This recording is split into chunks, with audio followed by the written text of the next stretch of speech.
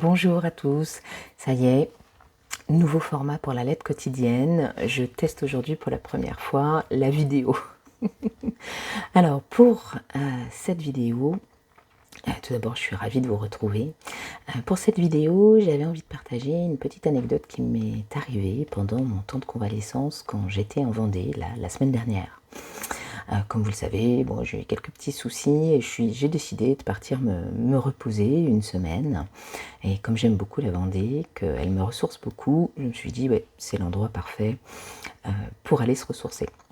Donc, j'ai passé 5 jours là-bas et un matin, je décide, il faisait vraiment très beau, très chaud. J'aime beaucoup marcher dans le lieu là où j'ai l'habitude d'aller en Vendée parce qu'on peut faire de magnifiques balades le long de l'océan, sur une corniche qui est en hauteur, puis ensuite sur les plages.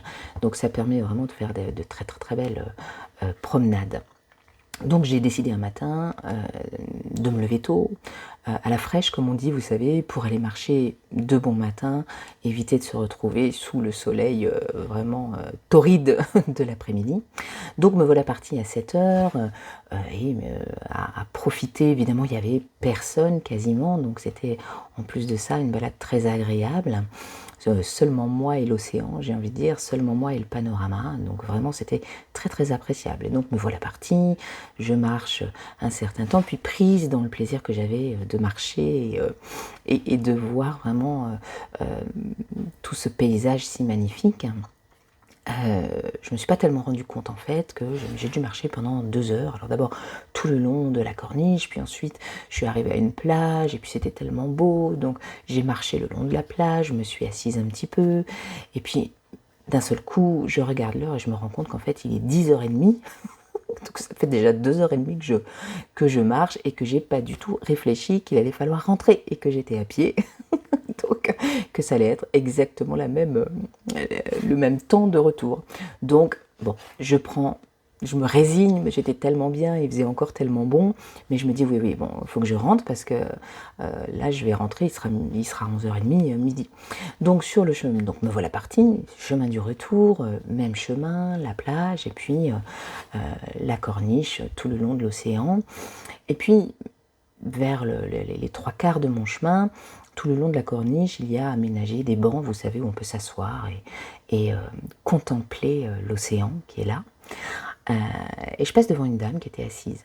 Une dame, je dirais une 70, peut-être 75, qui était assise, et elle m'interpelle au moment où je passe. Et elle me dit, oh là là, quelle chance, ça fait du bien de pouvoir contempler comme ça l'océan. Donc je m'arrête. Et je lui dis oui, oh là là, c'est tellement magnifique.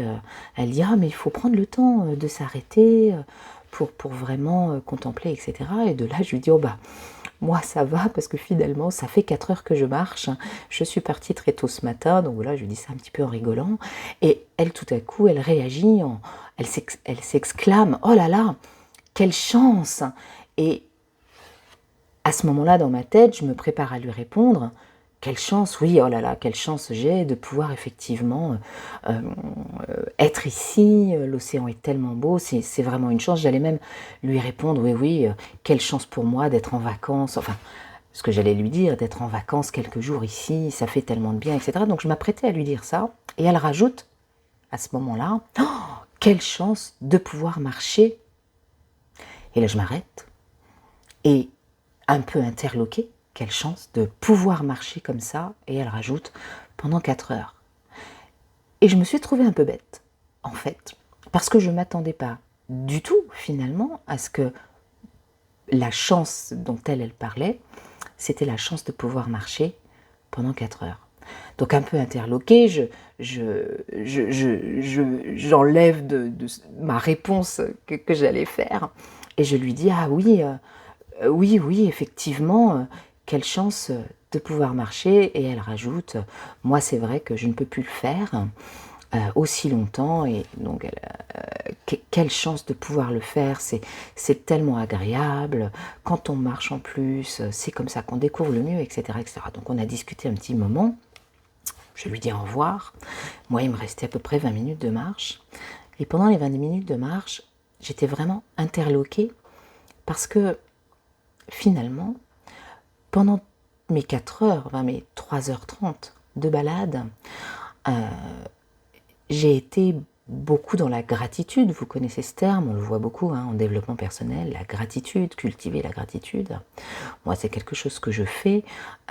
Cultiver la gratitude, c'est vraiment s'ouvrir à une joie intérieure, en fait, qu'on va cultiver, ce qui permet d'être, pour les personnes qui sont un petit peu férues de ça, ce qui permet de cultiver une fréquence vibratoire extrêmement haute. La gratitude, donc, c'est vraiment à la mode ces derniers temps. Et effectivement, cultiver la gratitude, être dans la joie de ce qu'on a, c'est quelque chose de très important. C'est quelque chose qui est, d'ailleurs, on le sait maintenant, qui est même bon pour la santé, d'une certaine manière. Mais moi, pendant 3h30, j'ai réalisé que j'avais cultivé cette gratitude par rapport à l'extérieur. C'est-à-dire que je m'étais dit, oh là là, quelle chance, quel bonheur, l'océan est tellement beau, la plage, ça fait tellement du bien, qu'est-ce que j'aime le bruit des vagues, et le ciel est tellement bleu. C'est-à-dire que j'avais cultivé cette gratitude par rapport à ce qu'il y avait à l'extérieur. Et en fin de compte, bien souvent, c'est ce qu'on fait. On va cultiver de la gratitude par rapport aux personnes qui nous entourent et qu'on aime, par rapport à un boulot qu'on adore, par rapport à une bonne nouvelle qui nous arrive. On va cultiver de la gratitude, être heureux, être dans la joie, par rapport à des choses extérieures qui viennent vers nous. Ou par rapport à des choses extérieures sur lesquelles on pose notre regard. Et c'est effectivement ce que j'avais fait pendant 3h30 de ma balade. Et ça m'a permis de réaliser pendant ma demi-heure, en croisant cette dame qui m'a ramené finalement à la conscience essentielle que, en fin de compte, si j'avais pu cultiver cette gratitude par rapport à l'extérieur, si j'avais pu profiter de l'océan, du ciel, de pouvoir voir les couleurs et aussi donc de cultiver cette gratitude par rapport à l'extérieur, c'est bien parce que j'avais un corps qui m'avait soutenu tout le long de ma balade. Vous pensez bien qu'au bout de 4 heures, je commençais à être un petit peu fatiguée, j'avais des courbatures, je sentais que j'avais poussé un peu, mais n'empêche, c'est mon corps qui m'avait soutenu, c'est mon corps qui a marché, c'est-à-dire que c'est mes jambes qui m'ont permis, qui m'ont porté, c'est mes doigts de pied qui ont senti ma peau, qui a senti les grains de sable entre mes doigts de pied quand j'étais sur la plage, c'est mes poumons qui ont respiré l'air, c'est mes yeux qui m'ont permis de voir les couleurs, bref. C'est mon corps qui, lui, en premier, et c'est grâce à lui, finalement, que j'ai pu faire ça.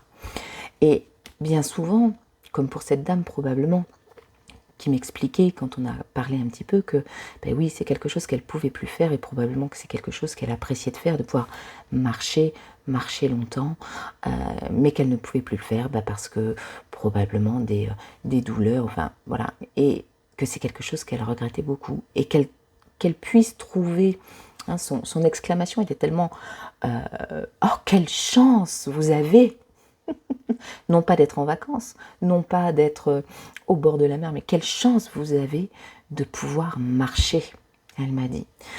Et ça m'a donc fait effectivement prendre conscience que cette gratitude que je cultive moi habituellement et que peut-être vous aussi, vous cultivez, c'est une gratitude vers l'extérieur et que à l'intérieur de cette gratitude, il y a un grand oublié qui est finalement notre corps.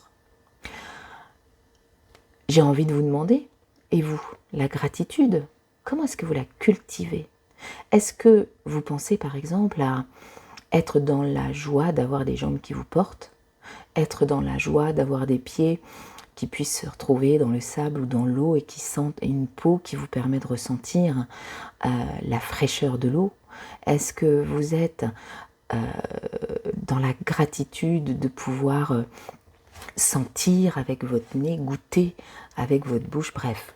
Est-ce que vous cultivez cette joie et cet amour par rapport à votre corps en premier?